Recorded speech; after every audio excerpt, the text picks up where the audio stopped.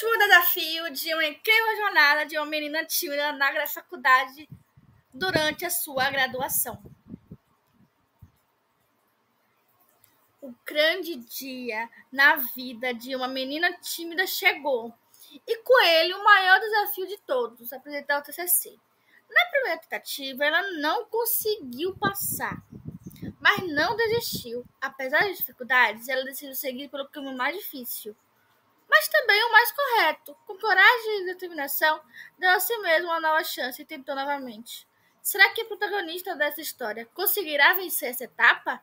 Venha comigo descobrir a jornada inspiradora de superação e resiliência dessa jovem determinada. Prepare-se para se emocionar com sua coragem e persistência em enfrentar seus medos e lutar por seus sonhos. Olá! Primeiramente, desculpas por estar apresentando de uma forma nada convencional. E por fim, me chamo Débora Tawane e hoje eu vou apresentar meu projeto intitulado Toxoplasmose congênita na Bahia e no Brasil. Estudo retrospectivo das notificações ao SINAM entre 2019 e 2023, sob a orientação do professor Arthur Gomes Dias Lima.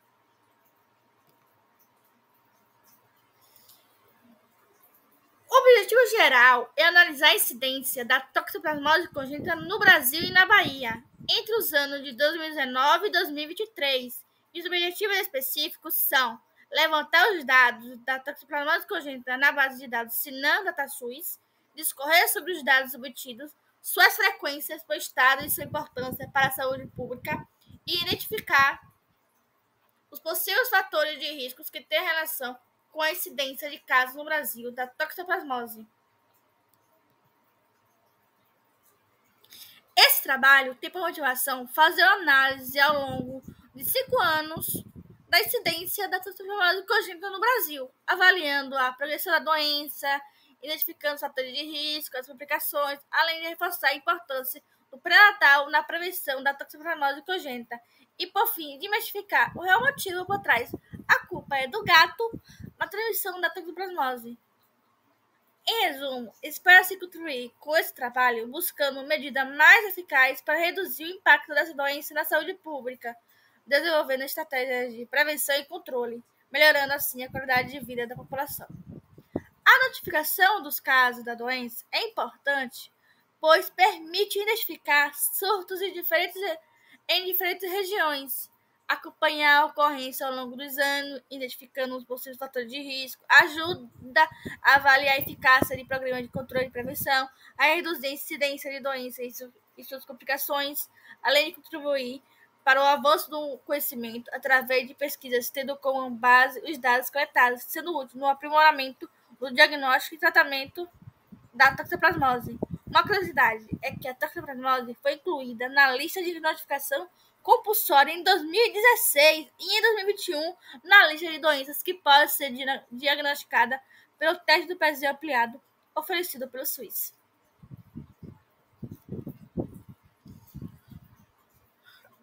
Bem, a toxoplasmose é uma doença zoonótica altamente disseminada e de ampla distribuição geográfica, cujo agente etiológico é o protozoário Toxoplasma gold, um parasita intracelular encontrado numa grande variedade de hospedeiros, incluindo o humano, mais comum, sendo o hospedeiro definitivo da família Felidae, felinos, em especial o gato doméstico. São os indivíduos imunocomprometidos e o feto das mulheres grávidas, no qual a infecção é transmitida verticalmente da mãe para o feto, especialmente se a infecção primária ocorre no primeiro trimestre da gestação. Nessa fase, há um risco elevado de graves consequências, com destaque para as complicações neurológicas e oftalmológicas, como a corioretinite, retinocoridite e as malformações congênitas. O risco de transmissão vertical aumenta com a idade gestacional, mas a gravidade das sequelas tende a diminuir com o avanço da gestação. A infecção humana pode ocorrer pelo contato direto com fezes contaminadas ou de forma indireta, através da ingestão de água não tratada, carne, principalmente de porco, mal cozida, ou vegetais mal lavados. E em casos raros, por transfusão de sangue e transplante de órgãos. O contato direto com fezes se dá, por exemplo, quando limpa a caixa de areia ou contato no solo para alguma atividade de jardinagem, ambos sem luva e nem higienização das mãos. Já o gato se infecta ao comer carnes cruas, ratos ou pássaros contaminados. Logo, gatos que se alimentam de ração e que vivem em casa ou apartamento sem acesso à rua, dificilmente poderão contrair a toxoplasmose. Outra curiosidade é que o Toxoplasma Gold foi descoberto simultaneamente no Brasil, pelo italiano Afonso Spreadori, em coelhos e por dois pesquisadores franceses, Charles Nicole e Louis Mankel, em um roedor do norte da África chamado Pterodactylus gundi, inicialmente denominado de Leishmania gold, pensando em se tratar de leishmania. Só depois passou a se chamar Toxoplasma gold.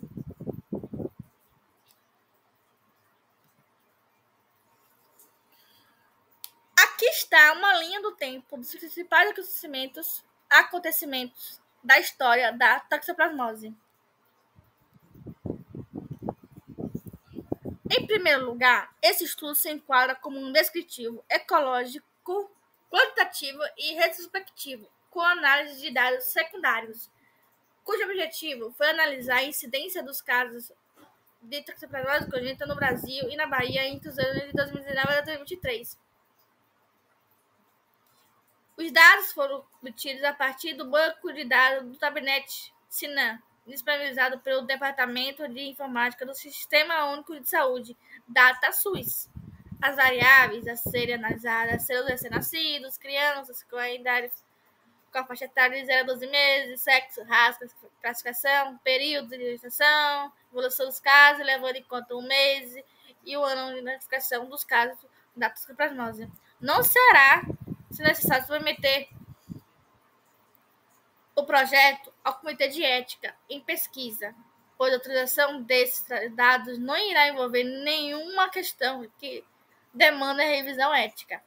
Para uma análise mais aprofundada, os dados serão tabulados e organizados em planilhas, utilizando o Microsoft Excel. Além disso, será utilizados como referencial teórico as literaturas correspondentes para uma interpretação adequada e contextualizada dos resultados encontrados, que serão extraídos de bases de dados Cielo e Google Acadêmico, usando palavras-chave como epidemiologia, toxoplasmose, Brasil e toxoplasma gold.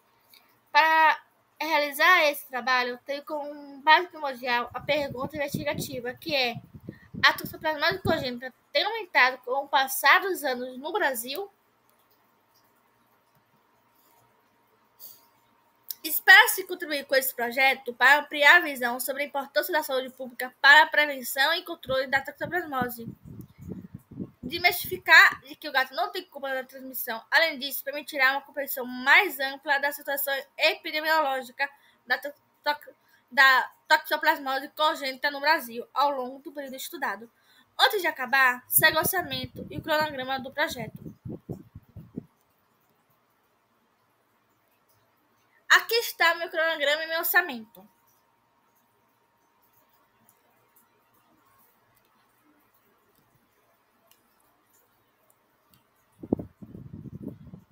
Havia uma surpresa que preparei com todo carinho e dedicação para vocês, mas nem tudo transcorreu como eu havia planejado e só poderei entregar na segunda etapa.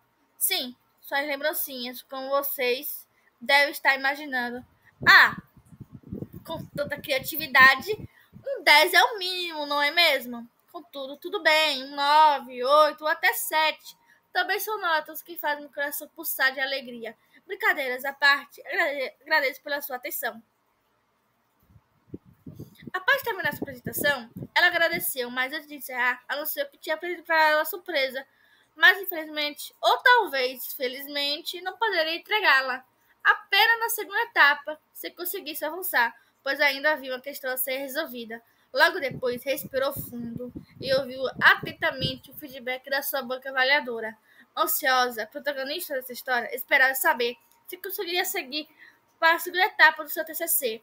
De uma coisa ela tinha certeza: se não desse certo dessa vez, tentaria novamente, pois a vida é feita de desafios e aprendizados. A lição que ficou marcada em sua memória foi clara e inspiradora. A gente só precisa acreditar que tudo vai dar certo. Se não deu, nunca desista. Tente outra vez. Fim. Será mesmo?